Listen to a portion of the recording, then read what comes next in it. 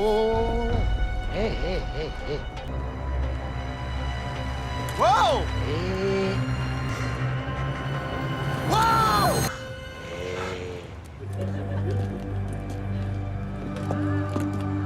Whoa. Hey.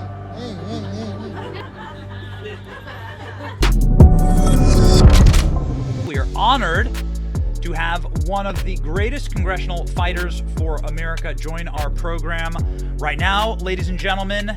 Fresh off of a set of votes on the House floor, joining us with a flash is the great, the powerful, the destroyer of Merrick Garland's career, Representative Jim Jordan.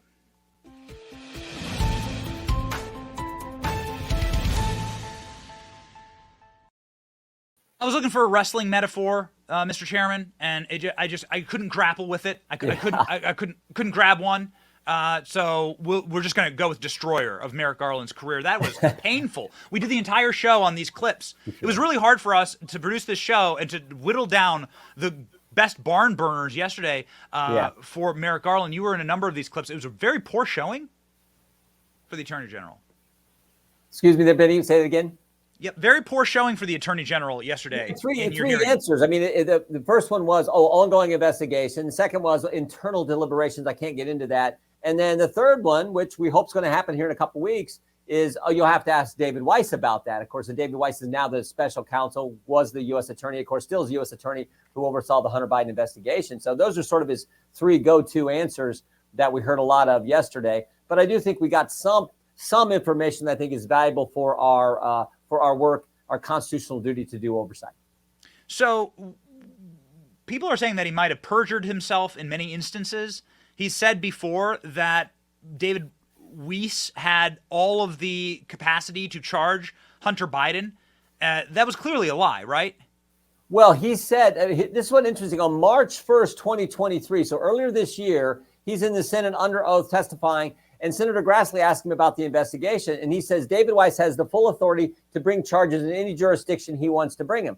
Well, what was interesting is by that point, David Weiss had already been turned down by the U.S. attorney in the District of Columbia, Mr. Graves. He had said, no, you're not gonna be able to bring the charges you want here. He had declined to partner, to use their lingo. So what he said to Senator Grassley doesn't comport with what the facts of the case are. And then, of course, you have the letters that Mr. Weiss wrote to us those of us on Republicans on the Judiciary Committee and to Senator Graham, where he changes his story. He wrote to me on June 7th and said, I have full authority to determine, ultimate authority to determine when, where, and whether to bring charges. And then 23 days later, he writes me another letter and he says, actually, I can only bring charges in my U.S. Attorney's District in Delaware. Well, it can't be both. So that's been a problem throughout this, and they're trying to finesse it and say, oh, no, he always had the authority, but now we're giving him the authority of special counsel. So we asked a sort of a fundamental question. If he already had it, why does he need it? Yeah. No one seems to be able to answer that. But just one of the many problems with how this investigation was handled. Yeah, Representative Johnson said, hey, can you tell me if you've talked to the FBI about Hunter Biden? And this was probably the most devastating answer. I don't recall. I don't remember. I'm getting these flashbacks from Bill Clinton's testimony under oath. I don't recall. 197 times saying I don't recall. This is obviously sleazeball speak for these rats in Washington, D.C. to get out of situations where they know they've been caught. Yeah. What do you take from that response? I don't recall if I've ever spoken to the FBI about Hunter Biden. Tell us who these is, because there's a letter that David Weiss sent to Senator Graham on July 10th, where he says, I have not sought special counsel status. Rather, I've had discussions with people at Maine Justice, at the Justice Department. Who do you have discussions with? And again, Merrick Garland wouldn't answer that question, let alone whether he can recall if he ever talked to the FBI. It seems to me he probably would have. This is a pretty high-profile case. But I really think the two biggest concerns about how this was handled, the biggest of all, in my judgment, is letting the statute of limitations expire for tax years 2014, 2015. And I'm convinced the reason they did that those were the years Hunter Biden got income from Burisma. And it's one thing to charge Hunter Biden on a gun charge in Delaware. That doesn't involve Joe Biden. But the Burisma tax years directly involves the president of the United States. And so I think that's why they drug this case out. Every witness we've deposed has told us they slow walked this investigation. I think they did it to let the statute of limitations expire on those particularly troublesome years from the perspective of the Bidens. Because never forget these 4 fundamental facts, Benny. 4 key facts. Hunter Biden got put on the board of Burisma, got paid millions of dollars. Fact number 2, he wasn't qualified to be on the board of Burisma. His words, not mine. He said he got the job, he thinks, largely because of his last name. Fact number 3, the executives at Burisma asked Hunter Biden, we're under pressure. Can you help us? Can you help us in D.C.? Fact number 4, and most important, Joe Biden goes to Ukraine, gets the prosecutor fired, leverages our tax dollars to accomplish that.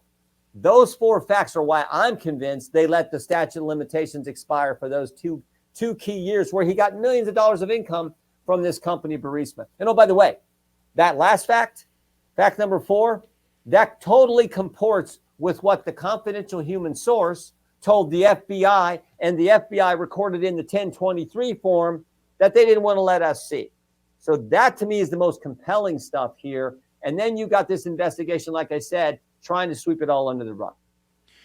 Mr. Chairman, not only did the FBI not want you to see it, when you were finally able to pry it out of their hands, the FD 1023, they redacted the fact that there were tapes, allegedly tapes of Joe Biden committing these briberies, 17 tapes, multiple tapes, including Joe Biden himself engaging in this bribery activity. Have you heard anything of this? Do those tapes exist somewhere in the FBI?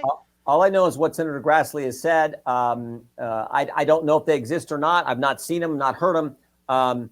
But I have the utmost respect and trust in Senator Grassley. He says there may in fact be these tapes, and so we're gonna try to find out. Chairman Comer is pursuing all angles of this impeachment inquiry phase of our oversight that we're now in. I would like to have you knock down one of the arguments against the impeachment inquiry. It's amazing how the same songbook gets sent out overnight. DCPR is really quite the machine, and everyone the next day is saying that there's no direct evidence, very legal language, no direct evidence of Joe Biden getting paid. Can you please knock that down for us? Direct evidence, 10% for the big guy. No one has disputed who the big guy is. In fact, Devin Archer, under oath, Hunter Biden's business partner, talked about the brand, in fact, was Joe Biden. That's what they were marketing. You got the whole list of facts, 50% for Pops, the WhatsApp message where it sounds like a shakedown, the 5,000 fake names used in these emails that are correspondence between the president and family members. Then you got the 20 companies, the multiple Biden families getting paid, the multiple times the White House has changed their story, the multiple times DOJ has changed their story.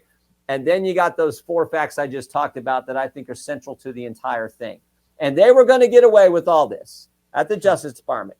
They were going to get away with all. They let the statute of limitations run. They were going to get it all swept under the rug. And then you had 2 whistleblowers come forward and a judge in Delaware who called BS on the plea deal. But for those 3 individuals, I think they would have been successful in sweeping this whole thing away.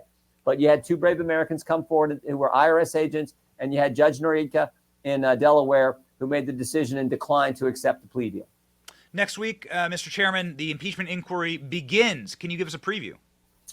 It's funny. I just talked to staff on the oversight committee and talking about the witness who's come. We haven't announced the witnesses yet, but Chairman Comer's working on that, and we anticipate. I think it's scheduled, as you said. I think Benny for next. I think it's next Thursday. Is that first hearing? Mm-hmm. And so these witnesses, we went through a story earlier in the show that Hunter Biden will be subpoenaed, that Jim Biden will be subpoenaed, their bank records. What do you expect those to show? Well, we don't know. That's why you subpoena them. But Chairman Comer is in the process of moving that direction and getting subpoenas for those records. We'll see what happens if there's a fight, if we have to go to court. We hope they'll just give us that information. If everything's fine, they should. But that is something that the chairman of the Oversight Committee is working on. Are we going to see Hunter Biden in the hot seat? Because it seems like every 10 seconds they were dragging Ivanka Trump, Ivana Trump, Barron Trump in for a hearing, grilling them over Russiagate or January 6th or whatever. Don Trump had to go and testify multiple times. Will we ever see a Biden in the hot seat? Again, I think that'll be that Chairman Comer will decide that. But you're exactly right. They certainly did that to President Trump's family. I mean, some of them had to sit when it was the Mueller special counsel investigation, had to sit for hours in a deposition. It was just ridiculous. And we all know that was a joke. And again, not my words. John Durham, who did the special counsel investigation, said it was all on a false predicate. There was no proper predicate for launching that investigation, the whole Trump-Russia collusion narrative, which was just garbage. So, and here we have all kinds of evidence. And of course, the left and the mainstream press are saying there's nothing here, which is just baloney. So we have a question from our Benny Brigade from Casey Palmer that was submitted for you. Do you believe that any House Democrats will break from the party and support the impeachment inquiry? It's hard to say. What I do know is go back 4 years ago. And the conventional wisdom was 4 years ago when the Democrats did their ridiculous impeachment of President Trump, the conventional wisdom was every Democrat would vote to impeach President Trump and several Republicans would join. We went through that process, got the facts all out there on the table, and showed how ridiculous it was. It was the vote was actually just the opposite. Every Republican in the House voted not to impeach President Trump. Several Democrats joined us, and one Democrat switched parties and is now a member of the Judiciary Committee, a great member and a friend of mine, Jeff Van Drew from New Jersey. So you never know until you go into this, but we're just committed to digging in and getting the evidence and the facts and doing our duty under the Constitution. I don't worry about anything politically or anything like that. Our focus is what our job is, what the Constitution requires us to do, and we're going to do that.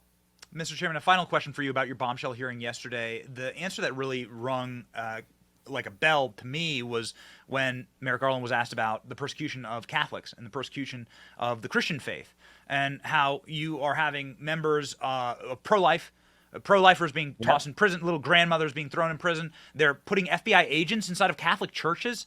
Now, this seems like such a tyrannical Marxist regime that would be spying on churches and people of faith, and of course, a basic constitutional violation of our First Amendment right. Merrick Garland's response to that, you didn't see him get emotional on anything except for that, and he sort of rattled off this "How dare you, sir?" response. I know that you're a man of faith. Yeah. And so what is your take on this persecution of Christianity? That memorandum, that domain perspective that was produced in the Richmond field office, we were initially told, we got a heavily redacted copy, initially told by the FBI just was a one-off. It was just this one field office. There are multiple field offices all over the country, just this one. Turned out when we got the less redacted copy, there was other field offices involved. And what that memorandum basically said was, if you're a pro-life Catholic, they deemed you an extremist. Well, for goodness sake, that's half the people I get the privilege of representing.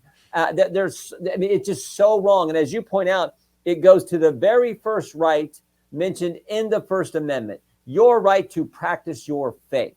And when they start attacking that, now, to their credit, they've disavowed this memorandum, but it happened. And it was signed off by 5 individuals, including the chief counsel at the Richmond field office. So some person who went to law school signed off, probably had a course on the Constitution, signed off on this memo. That's what's so frightening. And then and maybe the worst is the retaliation against the whistleblowers from the FBI who bring this to us after they bring us this information. Yeah. Boy, we'd love to see an impeachment hearing for Merrick Garland. It seems like he is openly and brazenly violating the Constitution. And also, if you say you're not the president's lawyer, you doth protest too much, Shakespeare would argue. Typically, if you're having to argue a negative, you've already lost, right? So him beginning by screaming, "I'm not the president's lawyer!" Americans see the facts. Yeah, Americans see the facts, too. I mean, I said this in my opening statement yesterday. It looks to me like the Biden administration, the Garland Justice Department have both sides of the equation covered. They got David Weiss as a special counsel who seems to me, based on the evidence, who seems like his job is to protect Joe Biden. And then you got Jack Smith, another special counsel, who looks like his job is to attack President Trump, Joe Biden's opponent. That's not how it's supposed to work. So you may say one thing, but the facts sure look like they're pointing to something else. Yeah. Ladies and gentlemen, get on to X. Support Chairman Jordan. Support him. Follow him on social media. Make this man more powerful. Give him a bigger voice. Of course, he is one of the greatest fighters in Congress. And Godspeed to you, Mr. Chairman. Thanks for what you're doing, Benny. Appreciate it. Take care.